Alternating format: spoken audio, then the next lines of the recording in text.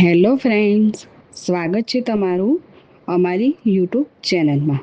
આજે બનાવીશું મેંગો લસ્સી. તો મેંગો લસ્સી બનાવવા માટે મેં ઘરેથી જ દહીં લીધેલું છે. જો તમે બહારથી લાવીને દહીંથી પણ બનાવી શકાય છે. અત્યારે 500 ગ્રામ જેટલું દહીં લીધેલું છે. ઘરે બનાવેલું દહીં એકદમ સરસ ઘટ છે.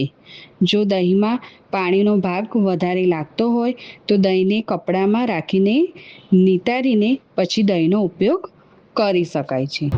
2 નંગ કેસર કેરી લીધી છે. જો બદામ કેરી હોય તો પણ બનાવી શકાય છે.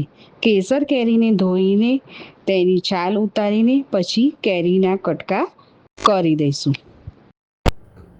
કેરીને આવી રીતે પહેલાં છોલી દઈશું.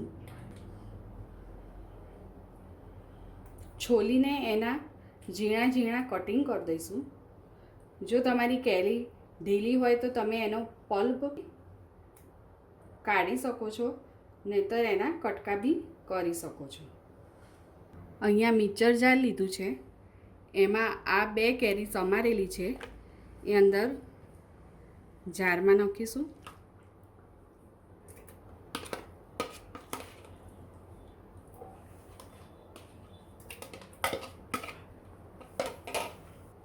હવે આ દહીં ઉમેરીશું.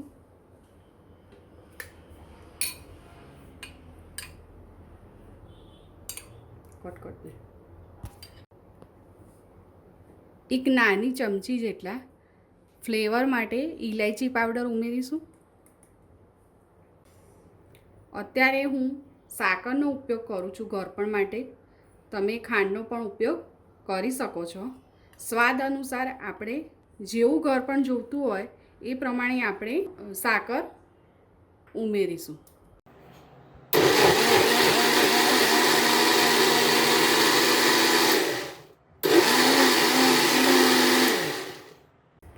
સરસ મજાનું ક્રશ થઈ ગયું છે. એ 3 થી 4 વ્યક્તિ માટે એટલીસ્ટથી તમે બનાવી શકો છો. આ બરફના ટુકડા ઉમેરીશું.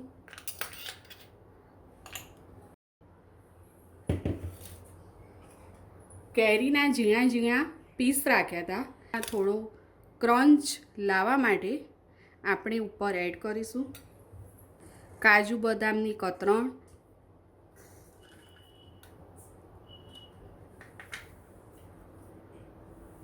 સૂકી દ્રાક્ષ. મેંગો લસ્સી રેડી થઈ ગઈ છે. જો તમને અમારો વિડીયો કેવો લાગ્યો છે તે જરૂર કહેજો. અમારી ચેનલને લાઈક અને શેર જરૂર કરજો.